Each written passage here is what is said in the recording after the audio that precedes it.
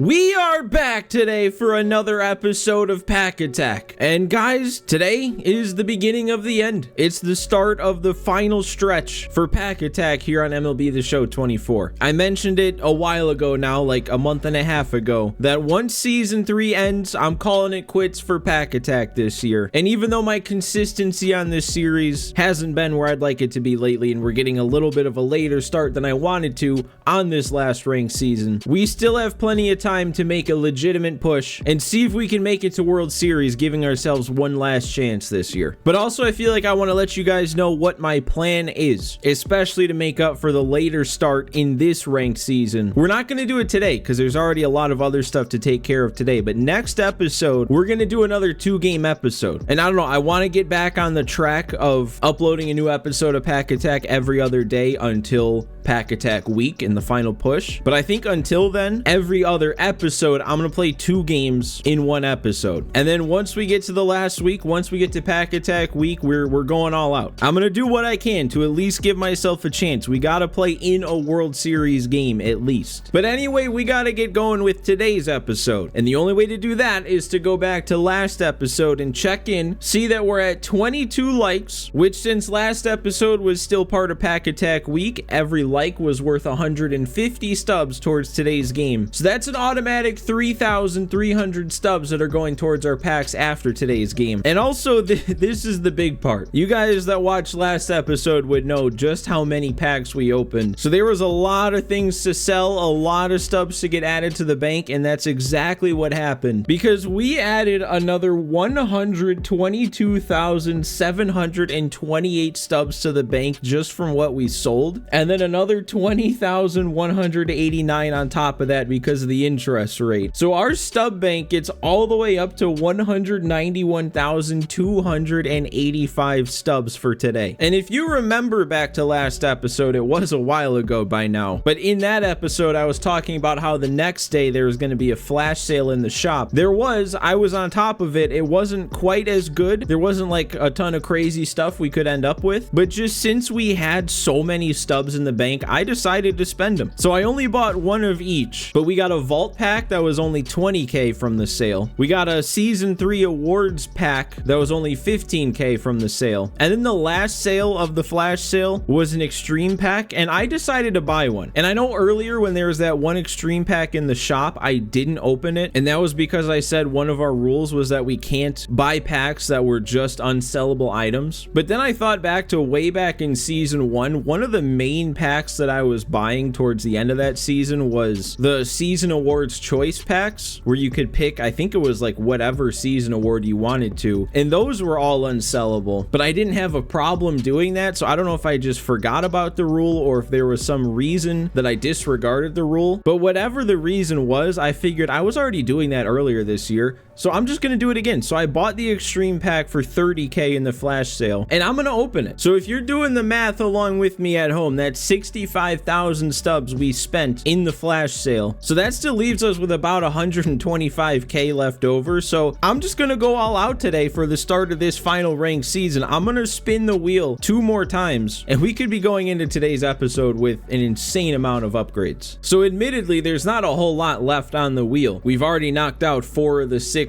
team affinity packs, but I think that's why I want to spin it so bad, is I just want to give myself any chance I can to have the best team as possible. So with that said, let's get the first spin of 2 spinning, and let's see what we get today. This one's gonna be that second extreme pack, so we're opening both extreme packs today. It's gonna take me so long to figure out what we're gonna do, but in the meantime, let's spin this wheel a second time, and it looks like we're gonna get another starting pitcher, Fernando Valenzuela. All right, so I guess there's nothing left to do than to just open these. Guess we may as well open this Fernando one first, just because we know what we're gonna get out of it. There's no surprises here. It's the guaranteed Fernando, and I'll go ahead and add him to our rotation right away because I'm gonna add him for Harold Baines. I've already made that decision. And honestly, if our starting rotation isn't touched anymore after this, it's probably gonna be fine because yeah, this guy's here now. All right, I guess next up we'll go that vault pack from the flash sale. This and that season awards pack I kind of just bought to have something something to buy, just in case there wasn't going to be anything in like the later rounds of the flash sale. But you never know. I mean, these have not really been all that great for me, but you never know what could come out of one of these. So let's see what we got out of one of these. And yeah, we're not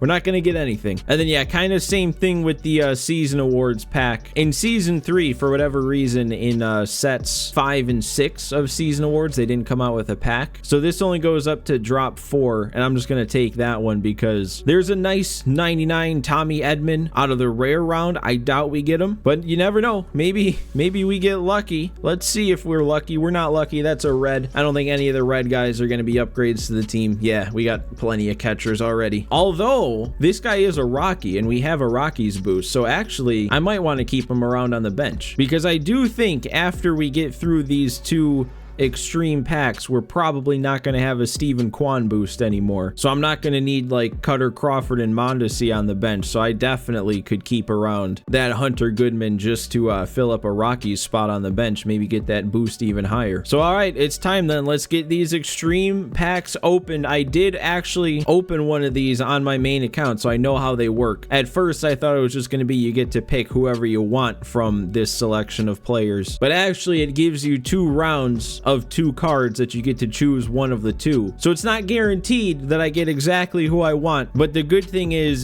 this is entirely an offensive pack. There are no pitchers in this pack, and kind of what I am hunting is offense. So let's get this first one opened up. Round 1.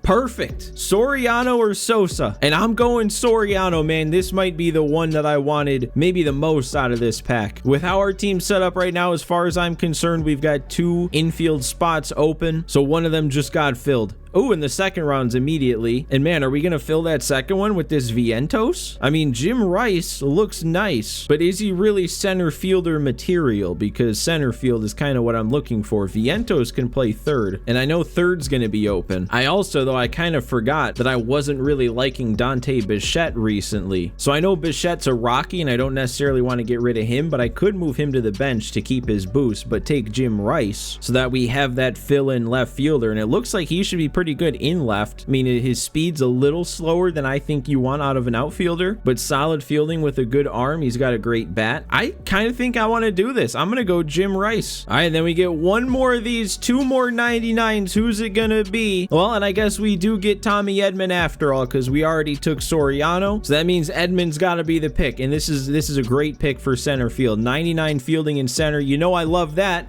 And I guess our decisions made for us again. We're getting David Wright, which I don't think would make anybody mad because even Mets fans probably agree that David Wright is better than Mark Vientos. And I'm just going to give you guys all a second to take this in for all its glory. This is the new look Pack Attack squad. So now let me explain what I did, because I know Kwan's gone. I know Cutter Crawford's gone. Both of those guys did put up really nice numbers for us, but just purely ratings wise, I feel like if we're trying to make a legitimate World Series push, we can't hang on to those low overalls. Same with Paul Skeens. I forgot to leave him in there, but he is still on the bench. Bobby Witt's also still on the bench. He'll be our speed option. His parallel 4 is still there for our multiplier at the end of the game. We do have Bichette on the bench now to make room for Jim Rice in left. And as of right now, I didn't keep Hunter Goodman on the bench, and I also got rid of Brenton Doyle. But the only reason I did that is because with those 2 there, we still don't quite get the tier 2 Rockies boost. So I am still keeping these 2 around on the 40 man, because if we get 1 more Rocky at some point, and then we can get 8 Rockies and get up to tier 2, I'll bring them back and we'll get that tier 2 boost. I also just realized I accidentally had Skeens on the 40 man and the main team, so we don't need that. We got that fixed. But then yeah, as far as the new guys go, we got Rice, we got Edman, we got Soriano, we got David Wright. All should be elite bats, and at least in the case of Soriano, Edman, and Wright, all very nice fielders too. I know I already showed it off a bit, but this is the rotation. John Donaldson and Fernando are new from the last time we got into a game. And I think with all these changes, we've flipped back to a point where our bullpen once again is the weakest aspect of the team. But we still have 5 arms that I very much trust using, and even Daniel Bard and Matt Strahm in a somewhat earlier situation if we need to bring in one of those types of arms. I don't think they're hopelessly outmatched. So with this team, even if we didn't make any more changes from now until the end, I really think this is a team I could go to World Series with. So with that in mind, the main focus from here on out is just making World Series. I mean, obviously we're still going to play it like normal pack attack. We'll still open packs, count stubs, all that sort of stuff. But from now until the end, the focus, the goal is the World Series push. And for the first time in pack attack, we're about to see 99 John Donaldson pitching and not immediately be filled with dread. We are facing 99 Nolan Ryan though, and I don't really know how to feel about that. 66-33 record on his end. That's not really good enough to scare me, but it is good enough to worry me. But I don't know, back in the day when I used to play in those esports tournaments, I would practice against Nolan Ryan. So hopefully all that back in the day has carried through with me and I can still hit this guy pretty well.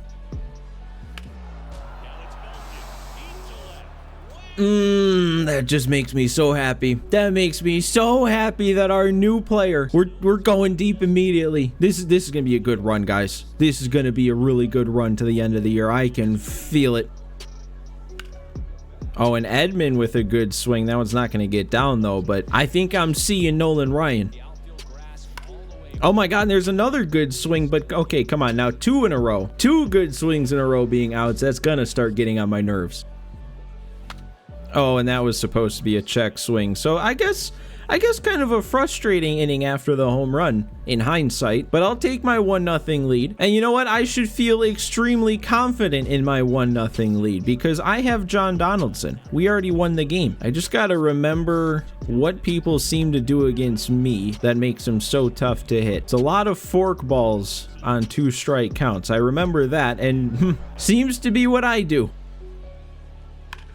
Ooh, okay, I don't like that though. He timed up that slurve. That was a bit predictable though. I'm not too worried. Ooh, and he also timed up that fastball up in a way which I don't like. Just barely under it though. Fortunately for me, that's a 1-2-3 inning. Ooh, and they let me hold up and they gave me the call there. That's kind of fortunate.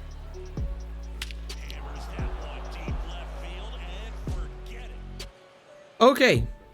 Okay. I didn't know what was happening there. I thought that was somehow a perfect foul ball, but I think we're winning 3-0 after that swing. Oh, and going right back to good swing outs. Hey, I guess if we're going to make good swings on almost every pitch, some of them are going to have to be outs, right?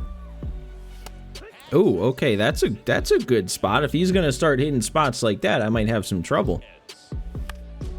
Oh, is that's not going to get through yet. No, this is MLB The Show 24. Don't forget it.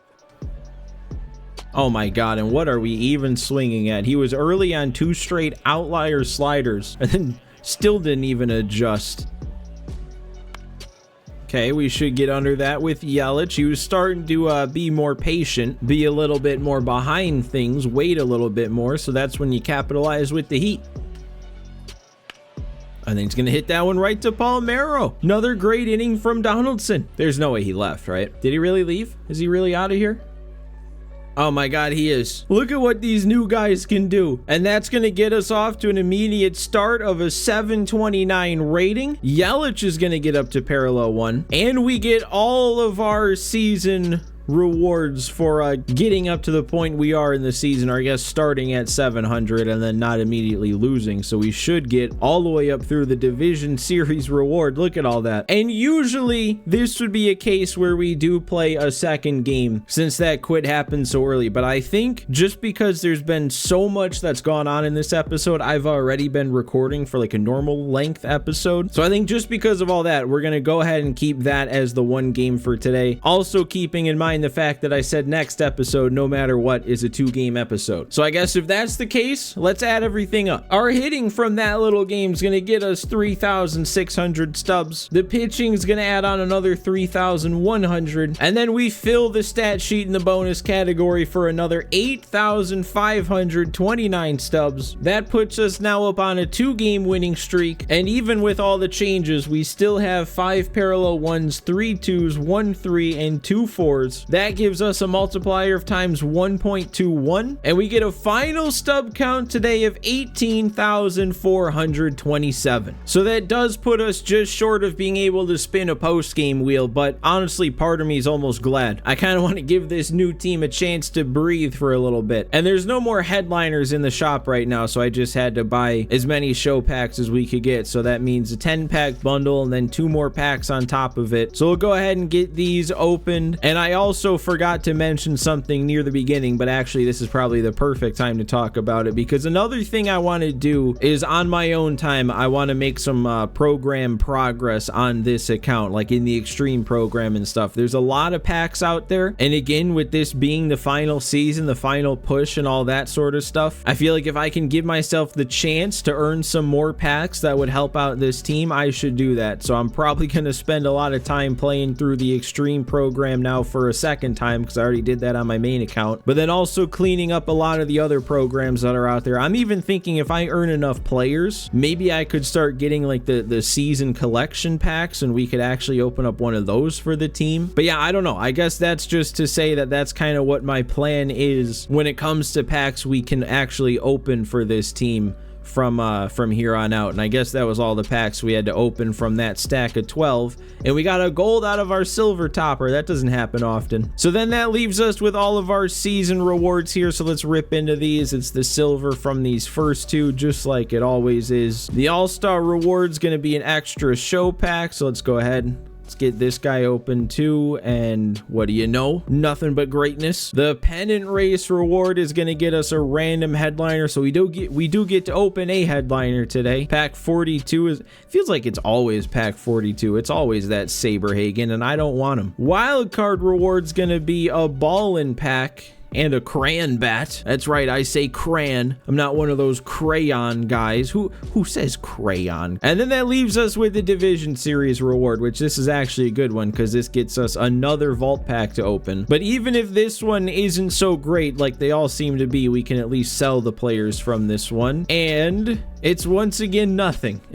I'll take Glass now because he's the highest rated, and then I'll go DeGrom because he's selling for more than Gilbert right now, and we'll just end up selling both of those, see how many stubs we make back from it. But there we go, great start to a new season of Pack Attack. Again, sorry for the short game like that, but I just didn't want to have another ungodly long episode with all the packs at the beginning and then having to play a second game. It'll be fine, we'll play 2 next time. So for now, just make sure you've left your like for 100 stubs. But thanks for watching, guys. Thanks for hanging out with me again, and I will see you next time.